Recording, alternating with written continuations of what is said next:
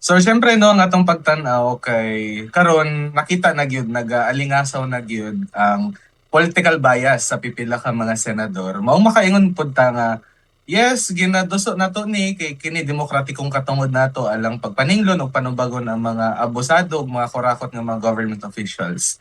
Pero at the same time unsaon nato pag-trust diana sa proseso ug makita nato na supposedly kaning mga senator judges impartial na mga judges. Pero makita gyud nato nga gaalingasaw gyud ang political bias. For example, I would like to put into highlight si Senator Judge Robin Padilla na sa kasamtangan wala na gyud siya naga-act isip impartial senator judge pero naga-act na gyud siya isip depensa o counsel ni Vice President Sara Duterte o ang ihang mga ginabuhat, iyang mga interjections, wala na siya gatabang alang mapakita, ma-expose ang mga nabuhat ni Sara Duterte ng mga impeachable offenses. Pero ang iha na lang ginabuhat kay nagaspout na lang siya og mga Duterte, pro Duterte na mga linyahan, pro Duterte na mga script. Kesyo, og atong ma-remember, gispout na pud niya again tong 32 million na boto daw kunuhay ni VP Sara Duterte.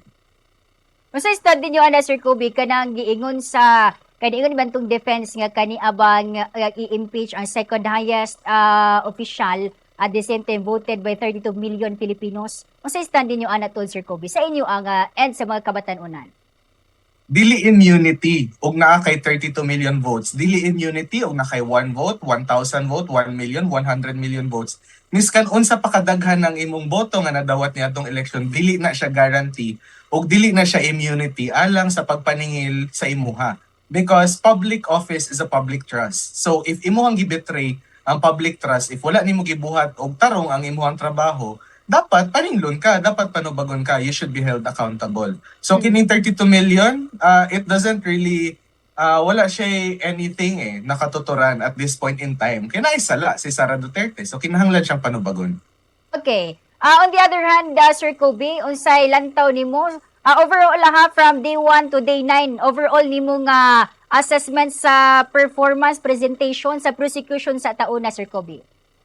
Og sa prosecution, naay mga instances, if I'm being honest, mas personal take na ko siya na it could be better. Naay mga pipila na mga parts dito sa prosecution na it could have been handled way better. Pero we're hoping no na as the impeachment trial goes forward, kay mas maungkat, mas mapakita unsa bagyod ang katag, unsa bagyod ang baho ni Sara Duterte, unsa bagyod ang mga evidences din sa iyang isip pagpangawat sa kaban sa katawhan.